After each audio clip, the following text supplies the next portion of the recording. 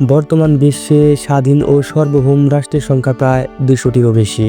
ভূপ্রকৃতি কিংবা সাংস্কৃতিক বৈচিত্র্য অনুযায়ী প্রত্যেক দেশই সক্রিয় বৈশিষ্ট্যের অধিকারী। এর মধ্যে কিছু দেশ আছে যেগুলো তাদের নিজস্ব জীবনধারা, শিক্ষা এবং সংস্কৃতির জন্য শুধু সেই দেশের মানুষের কাছেই নয়, বিশ্বের দরবারেও পেয়েছে গ্রহণযোগ্যতা। সুপ্রিয় দর্শক, ঠিক তেমনই একটি দেশকে নিয়ে ইতিহাস চ্যানেলের আজকের এই আয়োজন। তো চলুন বন্ধুরা, আর কোনো কথা না বেরিয়ে সেই সুন্দর এবং শান্তিপূর্ণ দেশটি সম্পর্কে জেনে আসি। জাতিসংঘের তথ্য অনুসারে টানা সপ্তমবারের মতো বিশ্বের সবচেয়ে সুখী দেশ হিসেবে স্বীকৃতি পেল ফিনল্যান্ড। এই দেশটির নাম শুনলে আমাদের মনে ভেসে আসে তুষারে ঢাকা তীব্র হিমশীতল একটি দেশের কথা, যেখানে কিনা বছরের প্রায় 6 মাস টানা সূর্যের দেখা পাওয়া যায় না। নিশ্চয়ই ভাবছেন, যে দেশে প্রাকৃতিকভাবে এতটা বৈরী আবহাওয়ার অধিকারী, সে দেশ কিভাবে বিশ্বের সবচেয়ে সুখী দেশ হতে পারে। ভাবতে অবাক লাগলেও এ কথাটি সত্যি।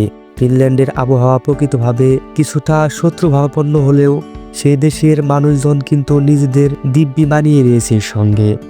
স্বভাবগতভাবে কঠোর পরিশ্রমী ফিনল্যান্ডের মানুষ, সময়ের সঠিক ব্যবহারের প্রতি তারা বেশ যত্নশীল। আর তাই তো বৈরী আবহাওয়াকে পাশ কাটিয়ে তারা ঠিকই নিজেদের অবস্থান সুদৃঢ় করেছে কঠোর পরিশ্রম আর সময়ানুবর্তিতার মাধ্যমে। এতে করে ব্যক্তি ও সামাজিক জীবনে বেশ উৎফুল্ল থাকতে দেখা যায় ফিনল্যান্ডবাসীদের, যা তাদের পৃথিবীর সবচেয়ে সুখী জাতি হিসাবে পরিচিত এনে দিয়েছে। কোনো একটি দেশের মানুষ কতটা সুখী সেটি নির্ধারণের ক্ষেত্রে সেই দেশের মানুষের শারীরিক ও মানসিক সুস্থতার বিষয়টি গুরুত্বের সঙ্গে বিবেচনা করা হয়। ঈশ্বরচন্দ্র গুপ্তের ভাষায়, বলো দেখি এ জগতে সুখী বলি কাহারে, সতত আরোগী সেই সুখী বলি তাহারে। বাস্তবে সুস্বাস্থ্যের অধিকারী হওয়াকেই সকল সুখের মূল হিসাবে ধরা হয়। স্বাস্থ্যকে সম্পদের সাথে তুলনা করার বিষয়টিও প্রায় লক্ষ্য করা যায়। আর কঠোর পরিশ্রমে অভ্যস্ত হওয়ার শারীরিক ও মানসিক সুস্থতার ধাপগুলো বেশ সাফল্যের সাথে অতিক্রম করতে পারে ইউরোপের এই দেশগুলো। কায়াকিং এবং জগিংয়ে খুব পারদর্শী ফিনল্যান্ডবাসী। আবহাওয়া যত প্রতিকূলই হোক না কেন, এসব কাজ থেকে তারা কখনোই নিজেদের বিরত রাখেন না। ফলে বেশ আমাদো জাতি হিসাবে পরিচিতি ফিনিশরা। আবার সাইক্লিংয়ে অভ্যস্তর কারণে কার্বন নিঃসৃত গাড়ি ব্যবহারের উপর চাপ কমে, যা পরিবেশের সুরক্ষার প্রধান ভূমিকা রাখে। ফিনল্যান্ডের সরকার তার দেশের নাগরিকদের মাধ্যমে বৈষম্য দূর করে সমতা প্রতিষ্ঠায় সমবায় তৎপর থাকে। সেই দেশের সকল নাগরিক যাতে সমান সুযোগ সুবিধা পায় সেই বিষয়টি নিশ্চিত করা হয়। ফিনল্যান্ডের ধনী ও দরিদ্রের মধ্যকার বৈষম্য একেবারেই নেই বললেই চলে। ফলে মানসিকভাবে হতাশাগ্রস্ত থাকার প্রবণতা কম দেখা যায় এই ফিনল্যান্ড দেশটিতে। এছাড়া প্রায় সকল নাগরিকই সেই দেশে মানসম্মত শিক্ষা ও চিকিৎসার সুযোগ পেয়ে থাকে। মানুষের মৌলিক চাহিদার মধ্যে বাসস্থান একটি। বিশ্বের বিভিন্ন দেশে এখনো বহু মানুষের গৃহহীন অবস্থায় মানবেতর জীবনযাপন করছে। তবে এ চিত্র ফিনল্যান্ডে দেখা যায় না, কারণ ফিনল্যান্ডের সরকার কর্তৃক সেই দেশের সকল নাগরিকের জন্য আবাসের সুব্যবস্থা করে দেওয়া হয়েছে। ফিনল্যান্ডের আরেকটি গুরুত্বপূর্ণ দিক হলো সেই দেশের জনগণ একে অপরের সঙ্গে সুসম্পর্ক বজায় রাখতে আগ্রহী।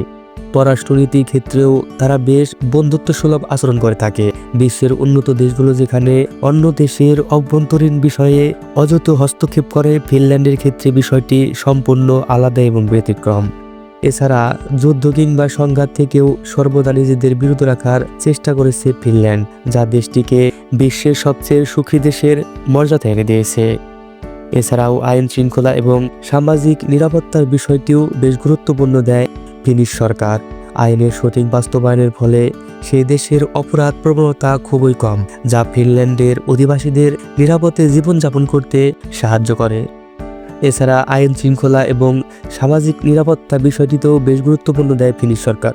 ফিনল্যান্ডের মানুষ কখনো আড়ম্বরপূর্ণভাবে নিজেদের তুলে ধরতে পারে না। সাদামাটা জীবনযাপনেই তারা অভ্যস্ত।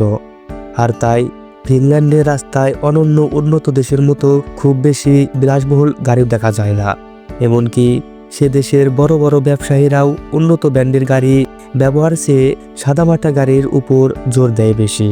আর অল্পতে তৃপ্ত থাকার অভ্যস্ত ফিনল্যান্ডবাসীকে বিশ্বের সবচেয়ে সুখী দেশ হিসেবে পরিচিত এতে প্রধান সাহায্য করেছে। পাশাপাশি প্রাকৃতিক সৌন্দর্যের নীলাভূমি ফিনল্যান্ড দেশটি তার নয়নাভিরাম রূপের জন্য পর্যটকদের কাছে বেশ জনপ্রিয়।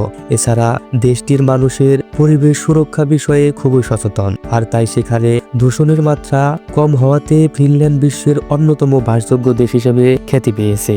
আর এসব কারণেই ফিনল্যান্ডবাসীকে বিশ্বের সবচেয়ে সুখী দেশ হিসেবে বিবেচনা করা হয়। ফিনল্যান্ড হাজার হ্রদ আর দ্বীপের দেশ। দেশ জুড়ে হ্রদ রয়েছে প্রায় 60,000 আর দ্বীপ রয়েছে প্রায় 6,000। সবচেয়ে বড় হ্রদটির নাম সাইমা। সাইমার আয়তন 4400 বর্গ কিলোমিটার। বেশিরভাগ হ্রদের আয়তন 25 বর্গ কিলোমিটারের বেশি নয়। ফিনল্যান্ডের বেশিরভাগ এলাকা সমতল হলেও সেখানে বেশ কিছু পাহাড় রয়েছে। দেশের মোট জমির মধ্যে প্রায় 7 ভাগ জমি চাষবাস হয়। দেশের প্রধান অর্থকরী ফসল হচ্ছে বার্লি, যব এবং গম। এছাড়াও সারা দেশে আলু ও সুগার বীজ জন্মে অতিরিক্ত। বনজ সম্পদ ফিনল্যান্ডের অর্থনীতির প্রধান অবলম্বন। ফিনল্যান্ডের 27% হচ্ছে বনভূমি। ফিনল্যান্ডে 7 থেকে 16 বছর বয়সী ছেলেমেয়েরা বিনামূল্যে শিক্ষালাভ করে থাকে। প্রাথমিক স্কুলে 6 বছর এবং মাধ্যমিক স্কুলে 3 বছর লেখাপড়া করা সবার জন্য বাধ্যতামূলক। ফিনল্যান্ডে বেকার, অসুস্থ, অক্ষম এবং বৃদ্ধ লোকের রাষ্ট্রের পক্ষ থেকে সহযোগিতা করা হয়। রাষ্ট্রের নাগরিকদের যার যার কর্মক্ষেত্রে স্বাস্থ্যসেবা প্রদানের ব্যবস্থা রয়েছে। ফিনল্যান্ডের মানুষ বই পড়তে খুবই ভালোবাসে। সারা দেশ জুড়ে হাজারেরও বেশি লাইব্রেরি রয়েছে। 1860 সালে প্রতিষ্ঠিত হেলসিঙ্কি লাইব্রেরিতে প্রায় 21 লাখ বই রয়েছে। ফিনল্যান্ডের প্রতি 1000 মানুষের জন্য রয়েছে 693টি টেলিভিশন এবং 1626টি রেডিও। প্রতিদিন এই ফিনল্যান্ডে প্রায় 55টি দৈনিক পত্রিকা প্রকাশিত হয়। আর এই ফিনল্যান্ডের প্রধান মুদ্রার নাম হলো ইউরো। সুপ্রিয় দর্শক, ইতিহাস চ্যানেলের আজকের এই পর্বে ফিনল্যান্ডের সংক্ষিপ্ত ইতিহাস আপনাদের কেমন লাগলো অবশ্যই কমেন্ট করে জানাবেন। দেখা হবে পরবর্তী অন্য কোনো ভিডিও নিয়ে। ততক্ষণ ভালো থাকবেন, সুস্থ থাকবেন এবং কি ইতিহাস চ্যানেলের সাথে থাকবেন।